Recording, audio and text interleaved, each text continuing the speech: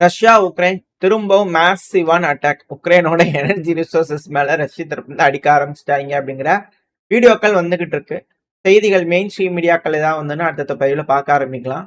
All day, அதாவது விட்டு வச்சிருந்தாங்க இல்லையா, எனர்ஜி கிரிட்லாம் சரி செஞ்சு எல்லாம் பண்ணி வச்சிருப்பாங்க போல தெரியுது. இப்போ திருப்பி ஆனா அவங்களும் செஞ்சிருந்தாங்க. நம்ம கூட பார்த்திருந்தோம், உக்ரைனோட பிளாக் அவுட் இருந்தது, அதுக்கப்புறம் எல்லாம் ரெடி பண்ணி பண்ணாங்க அப்படிங்கிறது போல. கீவ்ல இருக்கக்கூடிய பில்டிங்ஸ் தான் வந்து பார்த்தீங்கன்னா ரெடி பண்ணி இருக்கிறாங்க அப்படிங்கிறது போல. இப்ப திரும்பவும் ஜிரான் ட்ரோன்கள் ஸ்ட்ரைக் பண்ண ஆரம்பிச்சிருச்சு.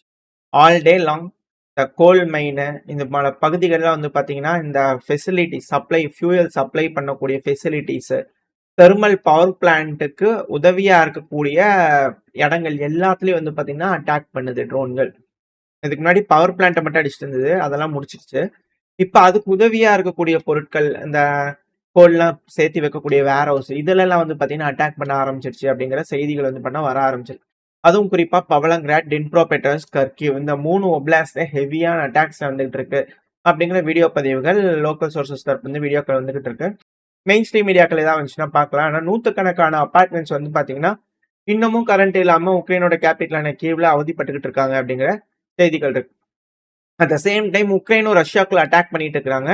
பெல்கிராட் பகுதிகளில் எம்எல்ஆர்எஸ் யூஸ் பண்ணி அட்டாக் பண்ணிட்டு இருக்காங்க. சிவிலியன்ஸ்ல வந்து பண்ண பாதிப்படைஞ்சிருக்காங்க. ஒரு உமனுக்கு வந்து பாத்தீங்கன்னா ஒரு பெண்ணுக்கு வந்து காலில் அடிபட்டிருக்கு அப்படிங்கிற கவர்னர் கிளாட்கோ அவர்கள், பெல்கிராடோட கவர்னர் தரப்பு செய்திகள் வந்திருக்கு. ஒரு நபர் காயமடைஞ்சிருக்காங்க. 2-3 வெஹிக்கல்ஸ் தான் வந்து பண்ண டேமேஜ் ஆயிருக்கு. எமர்ஜென்சி ரெஸ்பான்ஸ் சர்வீஸ் வந்து பாத்தீங்கன்னா ரெடி ஆயிட்டு இருக்கு, ஒர்க் ஆயிட்டு இருக்கு அப்படிங்கிறத அவங்க தரப்புன்னு சொல்றாங்க. ஸோ ரஷ்யா உக்ரைன் பிரச்சனை அப்படிங்கிறது வந்து பாத்தீங்கன்னா அப்படியே இருக்கத்தான் செய்யுது. சும்மா ஒரு நாள் 2 நாள் பாஸ் விடுறாங்களே தவிர அந்த பிரச்சனை முடியுது, பேச்சுவார்த்தைகள் நடக்குது அப்படிங்கிறது ஒரு சைடு தான். அப்படின்னாலும் ரெகுலரா நடக்கக்கூடிய விஷயங்கள் நடந்துகிட்டு தான் இருக்கு அப்படிங்கிற மாற்று கருத்துல. இதுல ஐஎஸ்டபிள்யூ தரப்பு பண்ணா புதுசா ஒண்ணு கண்டுபிடிப்புகள் வந்திருக்காங்க. இதெல்லாம் இவரு வேக்னாரோட பிரிகோஜினி அவர்களோட காலத்திலேயே வந்து பாத்தீங்கன்னா அங்க ட்ரெஞ்ச் தோன்றாங்கன்ற செய்திகள் வந்துருச்சு. எல்லாம் மறந்துருப்பாங்க போல தெரியுது. அவங்க நம்ம சேனல்ல பாக்குறவங்க எல்லாத்துக்கும் தெரியும், நிறைய பார்த்துருப்பாங்க. எல்லாருமே பேசின ஒரு விஷயம் தான். பெலரூஸ்ல போய் வந்து பண்ணா தோண்டு நல்லா தோண்டிட்டு இருக்காங்க, வேக்னார் ரெடி ஆயிட்டு இருக்காங்க, ட்ரைனிங் எடுத்துட்டு இருக்காங்கன்னு சொல்லிட்டு இப்பதான் ஐஎஸ்டபிள்யூ வந்து பாத்தீங்கன்னா கண்டுபிடிச்சிட்டு வந்துருக்காங்க. ரஷ்யாக்குள்ள வந்து பாத்தீங்கன்னா பெலரூஸ்குள்ள வந்து பாத்தீங்கன்னா ரஷ்யா வந்து அனெக்ஸ் பண்ணிட்டு அந்த இடம் ஃபுல்லாவே நேட்டோக்கு எகெயின்ஸ்டான ஒரு போருக்கு தயார் பண்ணிக்கிட்டு இருக்கிறாங்க. அதுவும் வந்து பாத்தீங்கன்னா பெலரூஸை யூஸ் பண்ணி போலாண்டியா, லுத்வேனியா வந்து பாத்தீங்கன்னா ஏர் ஸ்பேஸ் எல்லாத்தையும் கட்டுப்படுத்திடலாம். ஜீரோ ஃபேஸ், ஒரு சின்ன எஃபோர்ட் கூட இல்லாம எல்லாத்தையும் வந்து பாத்தீங்கன்னா அட்டாக் பண்ணிடலாம் அப்படிங்கிறது போல சைக்காலஜிக்கல் கண்டிஷன்ஸ் வந்து பாத்தீங்கன்னா அந்த இடத்துல வந்து பண்ண உருவாக்கிட்டு இருக்கிறாங்க. அதை வந்து பாத்தீங்கன்னா ஒரு பிளாட்ஃபார்மா, லான்ச் பிளாட்ஃபார்மா யூஸ் பண்ணி நாட்டோக்கு எகெயின்ஸ்டா ஒரு பெரும் போருக்கு வந்து பாத்தீங்கன்னா தயாராயிட்டு இருக்கிறாங்க ரஷ்யா அப்படிங்கிறது போல இவங்க தரப்பு. அதாவது ஏன் இவங்க இப்படி யோசிக்கிறாங்க அப்படின்னா, இதுக்கான காரணம் வந்து லாத்வியாவோட ஃபாரின் மினிஸ்டர். ஏன்னா இந்த ஏரியால இருக்கிறவங்க, இந்த பால்டிக்ஸ்ல இருக்கிறவங்களும் வந்து பண்ணி தொடர்ந்து செஞ்சுட்டு இருக்காங்க. லாத்வியாவோட ஃபாரின் மினிஸ்டர் பப்பா பரிஸ் அவர்கள், பேர் எனக்கு கொஞ்சம் கட்டாகல. ஸோ அவர் வந்து என்ன சொல்லிக்கிறாருன்னா, யூரோப்பியன் கமிஷனே சீக்கிரமே எங்களுக்கு வேணுங்கிற, லாத்வியாவோட ஃபாரின் மினிஸ்டர் எங்களுக்கு வேணுங்கிற எல்லா ப்ரொவிஷனையும் கொடுங்க. ஏன்னா இந்த பகுதிகள் வந்து பண்ண ரஷ்யா இதுக்கப்புறம் வந்து பண்ண மேரிடைம் சர்வீஸே ரன் பண்ணக்கூடாது. நம்ம தான் பேன் பண்ண போறோமே.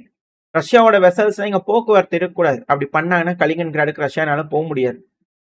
இவங்க வர்த்தகத்தை வந்து பண்ண ரஷ்யா விளாடிவாஸ்டாக் வழியா பண்றாங்க, இல்ல சைனா வழியா பண்றாங்க, வேற வழியா பண்ணிக்கிறாங்க, கடல் வழியா பண்றாங்க, இல்ல ஈரான் காஸ்பியன் சி வழியா வந்து பண்ண ஈரான் வழியா பண்றாங்க. அதெல்லாம் ரெண்டாவது. அதுக்கு தான் ட்ரம்ப் அவர்கள் அங்க ஈரானுக்கு எகெயின்ஸ்டா நிப்பாட்டிக்கிறாங்க. உங்களுக்கு புரியுதுன்னு நினைக்கிறேன். எல்லா பக்கத்துலயும் வந்து பண்ண அண்டை கொடுக்கணும் அப்படிங்கிறத யோசிக்கிறாங்க. இது வந்து பாத்தீங்கன்னா ஒரு செக்கு சைனாக்கு இருக்கு. ஈரான்ல சண்டை நடக்குது அப்படின்னா காஸ்பியன் சி வழியா சைனானால அவங்க belt and road initiative access பண்ண முடியாது. இப்ப சைனா அதனால வந்து பாத்தீங்கன்னா அமெரிக்காவுக்கு டைம் கிடைக்குது. எதுக்கு? சீனா தைவான் மேல அட்டாக் பண்ணாம இருக்கிறதுக்கு. ஏன்னா அங்க ஒரு சண்டை வந்துருச்சுன்னா வர்த்தகம்ன்றது எந்த பக்கத்துல நடக்கும் அப்படிங்கிற கேள்வி இருக்கு இல்லையா? ஸோ அதனால அமெரிக்கா டைம் கொடுக்க கூடாது, டைம் வேணும் சீனாக்கு வந்து பாத்தீங்கன்னா இப்ப இமீடியட்டா ஸ்டார்ட் பண்ணிடக்கூடாது அப்படிங்கிறதுனால மேபி ஈரான் அட்டாக் பண்றதுக்கு இங்க வந்து நிக்கிறாங்களா அப்படின்ற கேள்விகள் இருக்கு. ஏன்னா ஏதோ ஒரு வழியில வந்து பண்ணா பிரச்சனை இல்லாம இருந்தாதானே வர்த்தகம் நடக்கும் அந்த ஒரு காரணத்தினால. இப்போ இந்த பகுதியில வந்து பாத்தீங்கன்னா லாத்வியா வந்து அந்த நேவல் பிளாக்கெட் போறதுக்காக பாக்குறாங்க. அப்படி பண்ணாங்க அப்படின்னா கலிங்கன்கிராடுக்கு வர்த்தகம் இருக்காது ரஷ்யாக்கு. கலிங்கன்கிராடுக்கு வர்த்தகம் இல்லை அப்படின்னாலே அது தனியா ஐலாண்டு தீவு மாதிரி மாறிடும். அப்புறம் வர்னரபிள் ஆயிரும். நாட்டோ நாடுகள் நினைக்கிறாங்கன்னா ஈஸியா வந்து பண்ண அந்த பகுதிகளில் ஏதோ ஒரு குற்றம் சொல்லி போய் அடிக்கிறதுக்கு வாய்ப்புகள் இருக்கு. அதுக்கான வழிகளை வந்து பாத்தீங்கன்னா லாத்வியா இங்க வச்சே செய்யணும் அப்படிங்கிறதுக்கான வேலைகள் பார்த்துக்கிட்டு இருக்கான். இது போல ஒண்ணு நடந்துட்டு இருக்கு அப்படின்னா, ரஷ்யா இந்த பெலரூஸை யூஸ் பண்ணி அந்த ஸ்வால்கி கேப்பை யூஸ் பண்ணாதானே கலினின்கிராட் போட முடியும். ஸோ அப்ப அட்டாக் பண்ணத்தானே செய்வாங்க அப்படிங்கிற மாதிரி கேள்விகள் இருக்கு. எது எப்படியோ ரஷ்யா எல்லாத்துக்கும் ப்ரிப்பேர் ஆயிட்டு தான் இருக்கிறாங்க. இதை வந்து பண்ணா ஸ்வீடன் நேவி வந்து பண்ண கன்ஃபார்ம் பண்ணிக்கிறாங்க. ஒரு வீடியோ இமேஜஸ் எல்லாம் ரிலீஸ் பண்றாங்க. ரஷ்யாவோட ஷேடோ ஃபிளீட், ரஷ்யா வந்து வர்த்தகம் பண்ணாலே ஷேடோ ஃபிளீட் தான். ரஷ்யா வந்து பாத்தீங்கன்னா ரஷ்யாவோட கப்பல்கள்ல வந்து பாத்தீங்கன்னா பிரைவேட் மிலிட்டரி கான்ட்ராக்டர்ஸ் எல்லாம் நிப்பாட்டி வச்சுக்கிறாங்க. அதுவும் துப்பாக்கியோட நிப்பாட்டி வச்சுக்கிறாங்க யூனிஃபார்ம் போட்டு. இன்கேஸ் ஏதாவது ஒருத்தவங்க வந்து பிளைட்ல இறக்குறாங்கன்னா அது வரைக்கும் நின்று இருக்க மாட்டாங்க, திருப்பி சுடுவாங்க. ஸோ ஒரு போர் மாதிரி நடக்கும். ஸோ அன்னைக்கு நடக்குது அப்படின்னா தண்டை தான் நடக்கும். அப்புறம் நேவல் ஃபோர்ஸ் வரும், மாறி மாறி அடிச்சுக்க ஆரம்பிச்சிருவாங்க இல்லையா. ஸோ இது போல ஒரு எஸ்கலேஷன் மாதிரியான ஒரு மூவ் ஆயிரும். ஸோ அதனால நேவல் ஃபோர்ஸை வந்து பண்ண ப்ரிகாஷனரியா யாரும் வந்து கண்டெய்னர் ஷிப் எடுத்துட்டு போயிடக்கூடாதுன்றதுக்காக பிரைவேட் மிலிட்டரி கான்ட்ராக்டர் யூனிஃபார்ம் போட்டு நிப்பாட்டி வச்சுக்கிறாங்க அப்படின்ற குற்றச்சாட்டுகள் வந்து பாத்தீங்கன்னா ஸ்வீடன் தரப்பு வந்துகிட்டு இருக்கு. ஸோ இந்த பால்டிக் சி பொறுத்த வரைக்கும் வந்து பண்ண ஒரு பிரச்சனைகள் இருக்கு அப்படிங்கிற மாற்று கருத்துல இது எப்படி இந்த ரஷ்யா உக்ரைன் பிரச்சனை முடிஞ்சாலும் இவங்க தொடர்ந்து விடாம இது போல ஏதோ ஒன்று செஞ்சுக்கிட்டே இருப்பாங்களா அப்படின்ற கேள்வி இருக்கு. என்ன நடக்க போன்றது பார்க்கலாம். ஆனா மெத்வதேவ் அவர்கள் வந்து பாத்தீங்கன்னா பேசுறத வச்சு ஒரு விஷயம் தெளிவா தெரியுது. அவர் நிறைய விஷயம் சொல்லியிருந்தார், உள்நாட்டை பத்தி, அமெரிக்காவை பத்தி, ஜெலன்ஸ்கி அவர்கள் பல விஷயங்கள் சொல்லியிருந்தார். இதுல இம்பார்ட்டன்டான பாயிண்ட்ஸ் மட்டும். ஸோ ரஷ்யாவோட முன்னாள் அதிபரான திமித்ரி மெத்வதேவ் அவர்கள் அவர் வந்து என்ன சொல்லிக்கிறாருன்னா, நான் அந்த கேரக்டர் பத்தி பேசுறதே வேஸ்ட், ரொம்ப அநாயிங்கா இருக்குங்க எல்லாத்துக்குமே. அது மட்டும் இல்லாம எங்களோட கொலீக்ஸ் எல்லாம் இருக்காங்க இல்லையா, அதாவது திமித்ரி மெத்வதேவ், புட்டின் அவர்கள் இவங்கள உட்காந்து பேசிட்டு இருப்பாங்க இல்லையா. அப்படி அவங்க சொல்றதை மட்டும் நான் உங்களுக்கு சொல்லிடுறேன், சும்மா சும்மா கேட்டுக்கிறதுனால. அதாவது ஒரு ஃபேமஸான கீவ் ரெசிடென்ட் சொல்லக்கூடிய ஒரு வார்த்தை தான் எனக்கு ஞாபகம் வருது. ஒரு நாவல், முன்னாடி எழுதின ஒரு நாவலு. ஸோ அதுல இருக்கக்கூடிய ஒரு வார்த்தை, Anushka has already spilled the oil அப்படிங்கிறதோட வந்து பாத்தீங்கன்னா மெத்வதேவ் அவர்கள் வந்து பாத்தீங்கன்னா சொன்னார். அவ்வளவுதான் அந்த கேரக்டருக்குங்க. அதாவது cut off his head going to cut off, அவ்வளவுதான் அப்படிங்கிற மெத்வதேவ் அவர்கள் வந்து பாத்தீங்கன்னா சொல்லிட்டார். மண்டையை கழட்ட போறாங்க ஜெலன்ஸ்கி அவர்கள். மெத்வதேவ் அவர்கள் தான் தரமான நபரா இருக்காரு ஜெலன்ஸ்கி அவர்களுக்கு அகைன்ஸ்டா. ஸோ வந்து அதுதான், அதாவது அது என்ன Anushka has already spilled the oil அப்படின்னா அது ஒரு நாவல். அந்த நாவல்ல வந்து பாத்தீங்கன்னா ஒரு டீமன் வந்து பாத்தீங்கன்னா என்ன செய்யலாம் நம்ம தப்பிக்கிறதுக்கு அப்படின்னு யோசிச்சு சும்மா சாராம்சமா சொல்ல, அது பெரிய கதை. அது என்னன்னா, இது போல ஆல்ரெடி வந்து பண்ணா அதுக்கான எண்ணெயை வந்து கொட்டிட்டாங்க.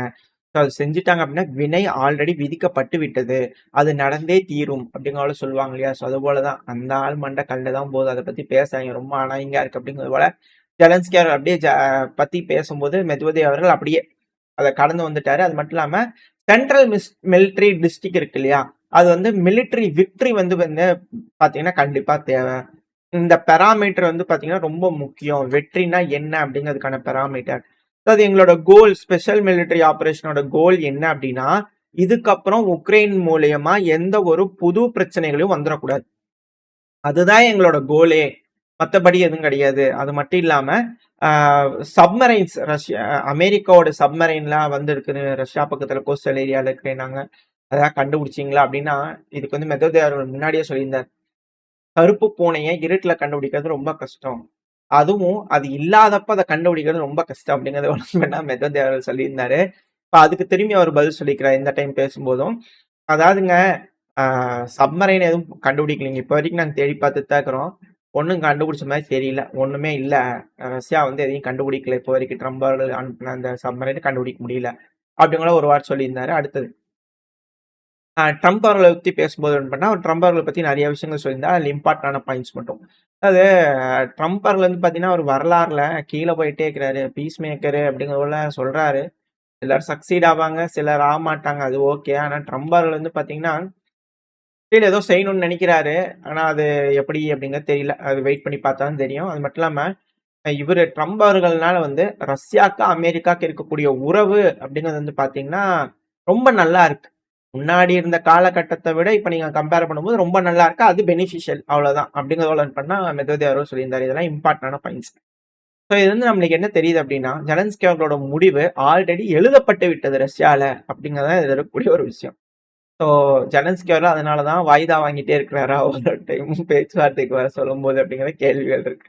ரெண்டாவது, இந்த பிரச்சனை இந்த பிப்ரவரி மாசமே முடிஞ்சிரும் அப்படிங்கிற சில நபர் எக்ஸ்பெக்ட் பண்றாங்க.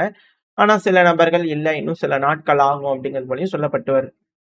எது எப்படியோ பேச்சுவார்த்தைகள் 4, 5 இந்த புதன்கிழமை, வியாழக்கிழமை வந்து பார்த்தீங்கன்னா நடக்க இருக்கு. அது சுமூகமா முடிஞ்சு ரஷ்யா, உக்ரைன் பிரச்சனைய பேசி தீர்த்துக்குவாங்க அப்படிங்கிற நம்பிக்கையில இந்த பதிவ நான் முடிச்சுக்கிறேன்.